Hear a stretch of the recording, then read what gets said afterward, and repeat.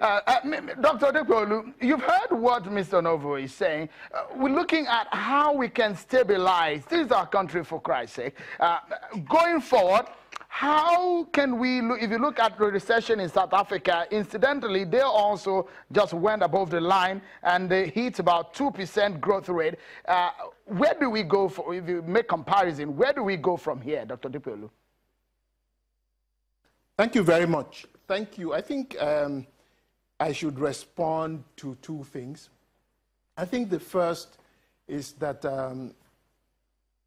I think Mr. Onovo is stretching the definition of a recession and calling it a depression.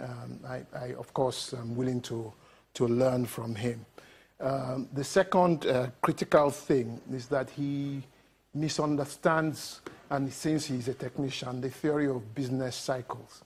I do not know of any economy in the world, even the most advanced economies, that do not go through peaks and troughs in economic growth. But as you said, the critical thing is we're on the upward. What should we do? And I'm glad he himself mentioned the Economic Recovery and Growth Plan. It means he has read it. It means he has imbibed some ideas from it.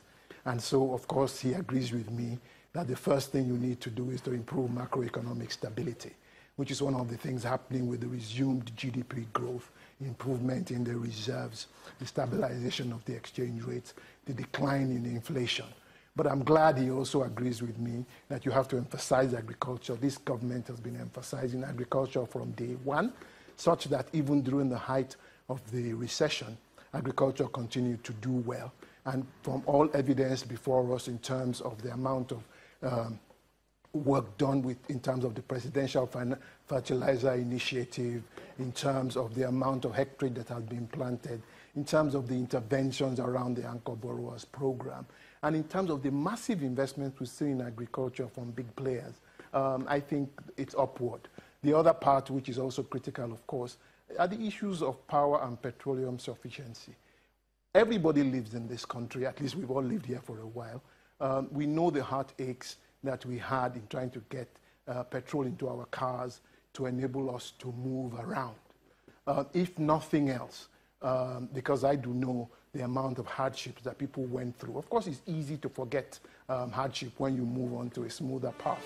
But certainly, putting emphasis on those things. And he says you have to add value to crude oil. I agree entirely with him. Okay. I agree entirely with him. Dr. Adigbolu, I'm afraid we're out of time. Thank you so much, Dr. Adigbolu. Just in 30 seconds, because we need to go now. Your last word on this.